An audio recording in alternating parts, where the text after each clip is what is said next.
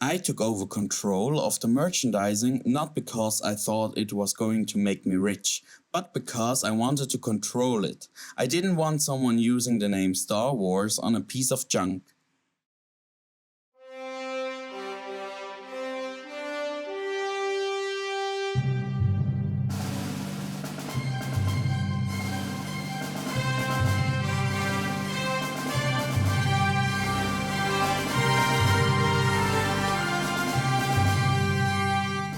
Mir bedeutet sehr viel, in so einem Verein zu sein und in so einer Organisation. Aber gleichzeitig ist es halt auch ein familiärer Zusammenhalt. Es ist eine Gruppe, es ist ein gemeinsames Ziel.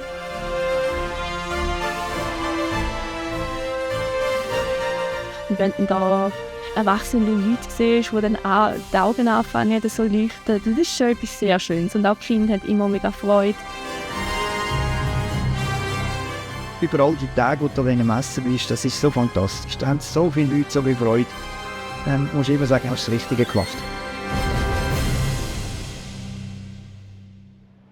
Es war einmal vor langer Zeit in einer weit, weit entfernten Galaxis. Genauer gesagt in Zürich, in der Messehalle von der Zurich Popcorn and Game Show 2024 treffen unzählige Fans von den verschiedensten popkulturellen Themen aufeinander. Ganz prominent vertreten die legendäre Weltraumoper Star Wars. Seit dem ersten Film 1977 bis heute wachsen die Fans von George Lucas seinem Science-Fantasy-Epos exponentiell an. Sie fiebern bei fantastischen Abenteuergeschichten vom ewigen Kampf von Gut gegen Böse mit. Das Gute, die helle Seite, und das Böse, die dunkle Seite von der Macht und die Macht selber als übernatürliche Energie. All das macht Star Wars für so viele so faszinierend. 2012 ist Lucasfilm, also die Firma hinter Star Wars, durch die Walt Disney Company aufgekauft worden.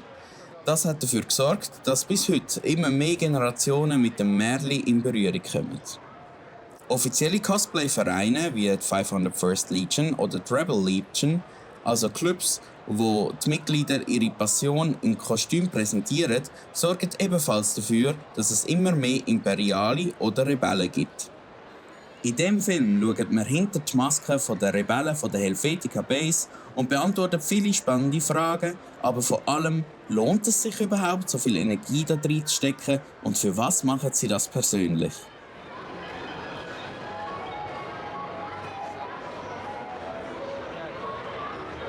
Die Helvetica Base ist die Kostümorganisation der hellen Seite, also die Jedi, die Rebellen und die Resistance. Wir sind eine globale Kostümorganisation, die nennt sich die Rebel Legion. Es gibt in vielen Ländern der Welt gibt es eine lokale Base oder einen lokalen Outpost. Das ganze Star Wars-Universum steht dir offen. Wir begrüßen alle, ob dunkel, ob hell, ob schwarz auf weiß, was auch immer. Wir haben alle Star Wars-Fans gerne. Mein Name ist Florian Bösiger, ich bin 39, wohne im schönen Baselbiet und ich bin aktuell amtierender EXO, respektive Second in Command für die Helvetica Base in der Schweiz und PR-Sprecher von der 501. in der Schweiz, Swiss Garrison. Also die Helvetica Base ist eigentlich aus der Notwendigkeit heraus entstanden, dass die Swiss Garrison ja schon länger existierend ist in der Schweiz, respektive seit 25 Jahren, um genau zu sein. Und in der Regel haben wir das immer sehr locker gesehen, dass sowohl die dunkle als auch die helle Seite, die ist immer zusammen unterwegs gewesen. Das heisst, es hat bei den Kostümen hat das keinen Unterschied gegeben.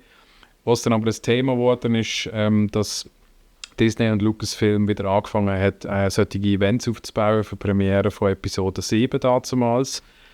Haben gewisse Mitglieder halt das Gefühl gehabt, okay, es wird jetzt vielleicht ein bisschen schwierig, durch dass wir nur helle Seitenkostüme haben. Wir müssten jetzt etwas machen. Und das hat eigentlich dann dazu geführt, dass sich die Leute zusammen da haben und effektiv auch die erste Gruppierung eigentlich gegründet haben in der Schweiz, die dazu geführt hat, dass man dann die Helvetica Base daraus geworden ist.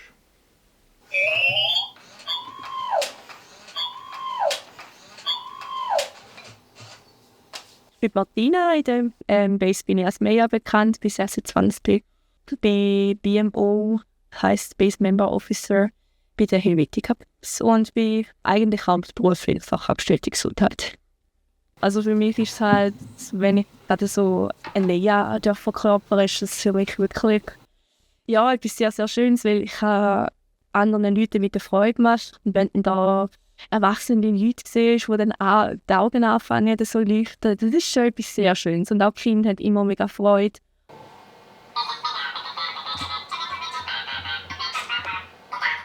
Mein Name ist Bruno Ginter, wohne im Aargau, bin verheiratet, 2 Kinder im jugendlichen Alter.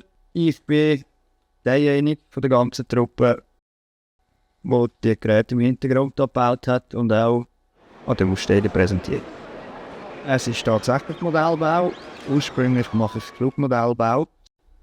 Und das Ganze mit dem R2D2 war ursprünglich gedacht als Zwischenprojekt. Einfach mal etwas anderes zu machen als immer nur Flugzeug. Ja, und da sind wir jetzt. Ich bin relativ früh mit Star Wars in Berührung gekommen. Und zwar hat meine Tante mir damals mit etwa 7 oder 8 hat sie mir am Nachmittag mit meinen anderen Cousins zusammen Star Wars gezeigt in ihrer heimischen Stube. Und für mich war das völlig Neuland gewesen. Und von diesem Moment weg bin ich eigentlich ziemlich hooked gewesen und habe mir dann eigentlich ziemlich alles reingezogen, was in Form von Medien vorhanden war, speziell Bücher und Comics in den 90er Jahren. Relativ früh habe ich mich halt dann auch damit auseinandergesetzt, weil es halt auch schon sonst ein Hobby war von mir, dass ich mich gerne verkleidet habe. Ich habe lange Phasen gemacht. Also es ist mir ein bisschen im Blut gelegen. Und irgendwann habe ich dann halt auch gefunden, durch die Star Wars-Affinität würde ich jetzt halt auch gerne von Star Wars-Charakteren darstellen. Und dann bin ich eines Tages auf die 501. Legion gestoßen online. Und es hat mich so fasziniert, dass es wirklich eine Organisation gibt, die das zur Aufgabe gemacht hat, dass man die Kostüme so darstellt, filmakkurat. Und ich habe mich dann relativ schnell damit befasst, wie man mit diesen Leuten Kontakt aufnimmt und habe festgestellt, in der Schweiz gibt es die Organisation auch und das schon relativ lang. Und ja, dann ist es ein paar Tage gegangen und dann habe ich dann schon die erste Nachricht eigentlich vom damaligen, mittlerweile leider verstorbenen Gründer von der Swiss Garrison, Pascal Biondi. Und er hat mich echt motiviert dazu, eigentlich dann mein erstes Kostüm wirklich auf filmakkuratem Level zu machen und das dann auch einzureichen. Also Star Wars, da habe ich halt früher noch schon, also mein Bruder hat mich dazu mal zu dem gebracht, das ist ja schon lange her. Da sind wir ja gerade, ich glaube, 14 gewesen, er gerade 12. Ich habe können so die ersten Filme halt schauen und dann hat er die mal mit heimgebracht und gesagt, komm Schwester, jetzt können wir das mal miteinander schauen. Er hat auch schon Lego Star Wars, also ein Spielzeug haben wir auch immer mal wieder gespielt. Und dann haben wir dann angefangen, die Filme zu schauen und dort habe ich es schon mega cool gefunden. Wir waren beide ein bisschen verwirrt, weil wir zuerst mit den Prequels angefangen sind, dann zu den Originals gekommen. Und ja, das war so typisch so alt. Es hat ein bisschen abgenommen, weil ja, ich bin halt ein Mädel und bin vom Land und dort hat das halt nicht so eine grosse Rolle gespielt. Aber es hat, ich glaube einfach durch das, dass das halt eine komplett eigene Welt ist. Es ist halt nicht wie Marvel, wo halt auch noch in unserer Welt stattfindet. Aber Star Wars, ich kann es nicht beschreiben. Irgendwie hat man das einfach gepackt. Wer ein R2 baut, der weiss, dass der nie fertig ist. Entweder man baut etwas weiteres daran her, eine Option, oder es geht irgendetwas an einer Messe kaputt, oder man muss halt zwischendurch auch mal wieder etwas neu machen, oder verbessern, technisch verbessern. Ja, dann nehme ich die einzelnen Bauteile da und das natürlich dementsprechend daran arbeiten. Und wenn es fertig ist, nehme ich es wieder raus, oben wieder testen und dann geht es dann wieder an den nächsten Messe. Da gibt es ganz viele Sachen auf dem Haus, die ich gemacht habe, die ich bauen, reparieren, konstruieren haben müssen für das normale tägliche Leben. Da geht ganz viel kaputt an Spielsachen, die man auch nicht dazu mal geklickt hat, wo jetzt halt weniger ist. Ja, das ganze Band. Alles heimwerkvermässig läuft da oben ab. Wir sind hier in meinem Bastelraum. Das ist der Bastelraum, wo eigentlich alles entsteht, wo sonst an der Messe ausgestellt werden. Mein Haupthobby ist sonst Modellflug. Und ja, so sieht es aus. Die wichtigen Maschinen haben wir da. Ja, das ist eine Sache. Ich meine, ich arbeite ganz normal. Am Abend kommst du heim, bist müde. Ich versuche mich halt jeden Tag ein bisschen zu zwingen, den Abend auch noch etwas zu machen, weil sonst bleibt das Zeug irgendwann liegen. Ich würde sagen, jeden Abend so 1-2 Stunden bin ich sicher dran. Also, das sind jetzt mal die ersten Teile von einem nächsten Projekt. Es gibt wieder einen Droid. Man kann die Bauteile so vom Internet oben abladen. kann sie dann im 3D-Drucker drucken. Die sind alle eigentlich so mehr oder weniger vorbereitet. Nebendran ist ein anderes Projekt, von einem Charakter noch ein Blaster muss gebaut werden. Den bin ich jetzt gleichzeitig am drucken. Wird alles in den nächsten Monaten wird das dann nachher mehr oder weniger weitergehen und fertig werden bis auf die nächste Fantasy Basel. Ja, jetzt was Cosplay betrifft, definitiv geht es immer von der grossen Messe zu grossen Messe. Und wenn viele Messen aufeinander folgen, dann hast du nicht Zeit zum Projekt abschliessen, sondern du schaust, dass dein Material in Ordnung ist. Da wir ein halbes Jahr Zeit haben, ja, sollte ich es eigentlich einhauen, dass ich fertig werde. Ja. Wow, this is just simply incredible to be part of the Star Wars universe.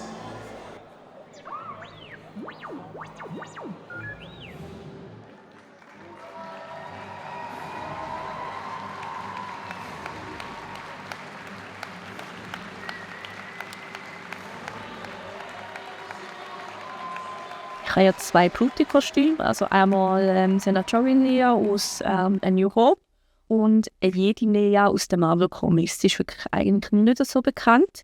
Die jetzt hier auf der Puppe ist, das ist jetzt die 3. Version, die ich gemacht habe. Also das erste, das ist das Kostüm, das ich dazu mal an meiner ersten Farbe hatte. Das ist wirklich einfach, ich habe mich mal ein bisschen ausprobiert, mal wieder mit dem Neuen angefangen. Dann das zweite war schon mit dem Ziel für das Approval. Habe ich dann noch ein paar Abänderungen machen, dass es dann effektiv approved worden ist. Und jetzt das dritte ist jetzt wirklich, habe ich auch noch mal einen anderen Stoff verwendet. Leider wird der Stoff, den es dazu mal verwendet hat, wird nicht mehr produziert. Es wäre auch wahrscheinlich relativ teuer geworden. Weil es ist so ein richtiger Seidenstoff gewesen, was dazu mal verwendet haben. Also früher oder später werde ich da wahrscheinlich auch noch mal neu machen, weil es ist immer noch nicht so ganz, also es ist gut, es ist approved, aber es ist noch nicht perfekt. Bezüglich Kostümbau gibt es immer wieder einmal lustige Anekdoten. Sei es jetzt, dass du beim ersten Kostüm feststellst, okay, das Kostüm das lässt sich so gar nicht kaufen oder selber herstellen an einem Stück. Und dann bin ich sehr früh auf die Welt gekommen und habe gemerkt, okay, ich muss jetzt irgendwie 10 verschiedene Personen auf diesem Planeten anschreiben und Bitte machen, dass ich ein Teil von ihnen beziehen kann. Und je nachdem hast du dann auch eine Wartefrist von vielleicht einem Jahr oder teilweise noch länger. Und das ist schon noch recht speziell, wenn man schlussendlich dann ein komplettes Kostüm hat, wo man merkt, okay, da haben jetzt 10 verschiedene Leute mitgewirkt, plus habe ich vielleicht noch 2, 3 Serien selber gemacht. Senatorial ist das erste, also die erste Version davon. Dann habe ich Senatorial nochmal neu machen, hatte dann aber einen riesen Fehler gemacht. Und dann habe ich bei einer anderen Cosplayerin über das Jedi-Leia-Outfit gesehen und haben sie gesagt, wow, mega cool. Ja, es war auch ziemlich eine Arbeit gewesen, weil ich habe wirklich keine Ahnung davon. Also klar, das Grundlage, was man so in der Schule, in der Nation gelernt hat, aber wie effektiv ein Kostüm auf einen selber zu schneiden, auf einer Puppe, können wir noch. Und irgendwann ist man dann halt so weit, dass man probiert, sehr viele Sachen selber zu machen. Das ist dann aber auch so der Moment, wo man im Baumarkt steht und genau weiss, welche Teile man muss haben, wie muss es aussehen, wie muss es funktionieren. Und man probiert das dem netten Herr im Übergewandel zu erklären, was man genau sucht und er schaut dann mit grossen Augen an und findet, für was man denn das braucht. Und nachdem man ihm dann erklärt, für was man es braucht, ist er noch viel verwirrter und findet dann meistens so etwas haben wir nicht. Und in den meisten Fällen finde ich dann 10 Minuten später in eigener Regie irgendwo in einem Gestell genau das Teil, das ich suche. Also die erste Version, die ich gemacht habe, habe ich relativ schnell gehabt. Das ist dann so, wenn ich wirklich jetzt nur die Zeit einrechne, 4-5 Tage gewesen. Also wirklich eine Arbeitszeit. Aber es ist dann halt auch nicht ganz so gut. Jetzt für das nächste Kostüm, das ich mache, da wollte ich mir wirklich sehr viel Zeit nehmen, halt einfach um es halt so genau wie möglich zu machen, dass es vielleicht auch gerade schon beim ersten Einreichen approved wird. Also ich denke, reine Arbeitszeit, so 2 Wochen und auch finanziell ist es halt, muss man auch immer ein bisschen schauen. Es ist ein teures Hobby, gerade die Stoffe sind halt, wenn man sagt, man will wirklich qualitative, gute Stoffe, es muss halt einfach zu mir passen. Plus auch, dass man in den Stoffladen geht und genau weiss, wie der Stoff muss aussehen, wie er sich anfühlen muss. Und man dann schlussendlich halt leider nicht das findet, aber am Schluss ist dann halt vielleicht auch ein Vorhangstoff, der dazu führt, dass man ein Hemd selber näht und das am Schluss genau die Optik hat, die man braucht. Und speziell bei Figuren, die gezeichnet oder animiert sind, ist es immer recht schwierig, weil im echten Leben die Figuren sich halt einfach nicht so bewegen. Im echten Leben brauchen wir Klett, wir brauchen Gummizug, wir brauchen Magnet Und was halt auch immer ein grosses Thema ist, ist auch, dass wir den Komfort haben, dass wir die Kostüme über mehrere Stunden tragen können. Das heisst auch Kühlerwesten, Ventilatoren, Powerbanken, all solche Sachen fließen in das Ganze rein. Dementsprechend ist jedes Kostüm wieder eine neue Herausforderung für sich und es ist dann einmal lustig, wenn man am Schluss das Endprodukt sieht und findet, dort habe ich noch die Hälfte vom Sofa verbaut und da war noch ein altes Hemd, das ich geopfert habe und irgendein Stückchen Plastikschüssel, das man zurechtgeschnitten hat und übersprayt hat und am Schluss ist es Teil von einer imperialen Rüstung und kein Mensch weiss mehr, woher das Teil ursprünglich ist. Wie man es halt kennt in den Filmen oder halt auf dem Bildschirm sehen Kostüme nochmal anders aus, als wenn es dann halt wirklich in Real Life sind. Jetzt da zum Beispiel, ich weiss jetzt nicht, so in Live sieht man halt, es sind 2 unterschiedliche Farbtöne. Einfach auch schon für mich selber, ich will, dass der Gurt die gleiche Farbe hat wie die Schuhe, weil es ist einfach so, es gehört sicher so. Also was bei uns sehr wichtig ist, ist wirklich die ganze Optik, wie es daherkommt, wie es hinten dran in der Kulisse aussieht, ist eigentlich nicht so relevant. Man darf durchaus auch beschissen zwischendurch, einfach, dass es bequemer ist. Dann hat man hier halt noch die Beischiene. Wir vermuten mal, dass es ein 3D-Druck ist da drin, weil das ist richtig hart. Und sie sind noch relativ bequem, würde ich sagen. Hätte ich nicht gedacht. Was halt einfach wichtig ist, ist, dass Teile, die hart sind, also sei es Rüstungsteile, wenn jemand mit uns interagiert und die Teile auch anlenkt, dass er merkt, es ist hart. Also man könnte jetzt zum Beispiel nicht eine Brustplatte aus Beskar als Beispiel, die könnte man jetzt nicht aus Schaumstoff machen, weil das würde man sofort merken, wenn man es anlenkt. Ja, es sind auch Kostüme, es sind keine Alltagskleider. Also wegen dem werden die auch schön vorsichtig aufgebaut, damit keine Schäden davon tragen, Verlagerungsschäden. Also mein Lieblingscharakter, Star Wars bezogen, ist definitiv der Darth Vader. Ich kann mich insofern mit dem Vader sehr gut identifizieren, durch dass ich weiss, dass erstens jeder Mensch in sich in 2 Seiten trägt, stetig, 24 Stunden. Und kämpfen wir immer wieder gegen unsere Dämonen, das Richtige zu machen, das Falsche zu machen. Ein Java hat jetzt in dem Sinne nicht einen eigenen Charakter als Helden-Einzelcharakter, quasi, wo man jetzt so kennt. Aber sie haben natürlich viel größere Range von, wie sie mit den Leuten interagieren können, wie sie Schabernack treiben, sie können den Leuten Sachen klauen, sie können Taschen abräumen, können duschen mit anderen Besuchern und dann müssen die miteinander schauen, dass sie ihre Sachen bekommen. Also der Java hat viel mehr Möglichkeiten, wie er mit den Leuten interagieren kann und das die Leute eben auch lustig finden. Und der Vader hat zwar eine eigene Präsenz als die Figur, der Charakter, aber er ist insofern viel inaktiver eigentlich als Person, so als Kostümträger an den Events. Wer ist dein Lieblingscharakter? Also eigentlich schon Lea. Es wechselt natürlich immer mal ein bisschen wieder. Klar, Lea ist der Charakter und man sagt auch, eben, wenn ich das Kostüm habe, du siehst relativ ähnlich, was ich nicht so sehe, aber ja. Also generell schon eigentlich alle Kostüme, die sie hat. Wenn du mich jetzt wirklich explizit nach einem fragst, dann ist es kann ich überlegen. Hoflea. Allein schon mit der Frisur und ich mag auch mit dem Gilet. Einfach halt die Kombination, die gefällt mir sehr. Sie ist eigentlich so das liebe Mädchen so im Vordergrund, aber kann halt doch auch mal so ein bisschen dagegen spritzen und mal so ein bisschen ihre Meinung gegen, was ich auch so ein bisschen bin. Ich bin auch im Vordergrund immer so ein bisschen das Liebe, aber wenn es mir mal nicht passt, dann kann ich da auch mal so in den Tarif durchgehen. Sie spiegelt mich schon relativ gut wieder und so, ja.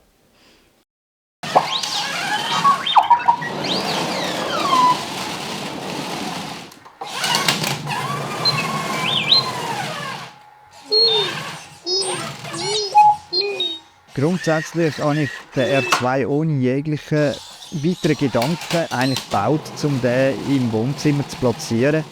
Weder für ein Messe noch sonst für irgendeinen Anlass war ursprünglich geplant. Ein Kollege ist dann einmal bei der Swiss Garrison anfragen. Daraus ist dann nachher der Kontakt zu der Swiss Garrison entstanden. Die Swiss Garrison hat gesagt, ich soll doch an die nächste Farbe kommen. Und ab dem ersten Tag bin ich dann eigentlich schon voll überzogen von dieser ganzen Geschichte. Der R2D2 hat den sogenannten 3-2-3-Modus eingebaut. Das heisst, er kann beim Film automatisch wechseln von 3 Beinen auf 2 Beine. Irgendwann hatte ich eine Idee, wie ich es lösen könnte und es funktioniert eigentlich relativ zuverlässig. Ich meine, ein Fehler und dann ist er umgekehrt und dann gehe ich flicken. Er ist auch nicht sehr stabil auf 2 Beinen, wenn er fährt. Auf 3 Beinen passiert nichts, auf 2 Beinen kann er umkippen, kann ich aus eigene Erfahrung, ist kein schönes Gefühl. Also der ist schon umgekippt. Ja, ist mir letzten Frühling in der Fahrbahn ist ein Kabel am Boden runtergeklebt gewesen. Der R2 ist mir vorne rausgefallen. Es hat einen riesigen Klapp gegeben. Ich habe die Halbnacht durch das Teil wieder geflickt und bin am anderen Tag wieder dort gestanden und der R2 ist wieder gefahren. Hast du schon mal dich versucht, das Lichtschwert zu basteln? Ja, ich habe Lichtschwerter gebaut, aber nur die rausspicken aus dem R2. Das sind keine Herausforderungen für mich, so etwas zu erstellen, wenn ich es nachher nebendran im Laden in einer besseren Qualität mit mehr Funktionen kann kaufen kann. Das im R2D2 sind über 30 Servo, es sind etwa 5 normale Motoren drin für den Antrieb, für den Dom zu drehen, für eben den 3-2-3-Modus. Dann eben sogenannte Arduino-Boards. Es sind Lichtcontroller drin, hauptsächlich vom Modellbau. Die braucht man sonst bei Modellflügern zum Beleuchtung machen. Du fährst irgendwo her, dann kommt die Menschenmasse, sieht, dann gibt es die Möglichkeit, dass sofort heisst, oh je, und es daran herlaufen. Und dann versuchst du natürlich mit dem R2D2 den Kontakt aufzubauen, sei das zum Kind oder sei das zum Erwachsenen. Pfannenfertig gibt es nicht. Man muss halt gleich ein bisschen dabei daran arbeiten und Kraft haben, sich das zu erarbeiten. Und dann, los geht's, es ist machbar. Ja. Und jeder, der fertig wird, ist eine wahre Freude, wenn es wieder einen mehr gibt.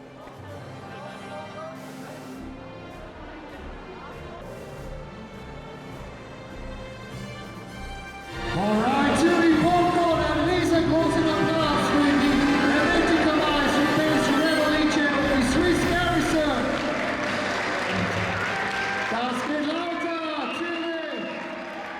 Also so ein bisschen meine grösste Angst ist, dass es einfach vielleicht irgendwann heisst, so eben von Disney, Lucasfilm, so, ja, ihr dürft nicht mehr.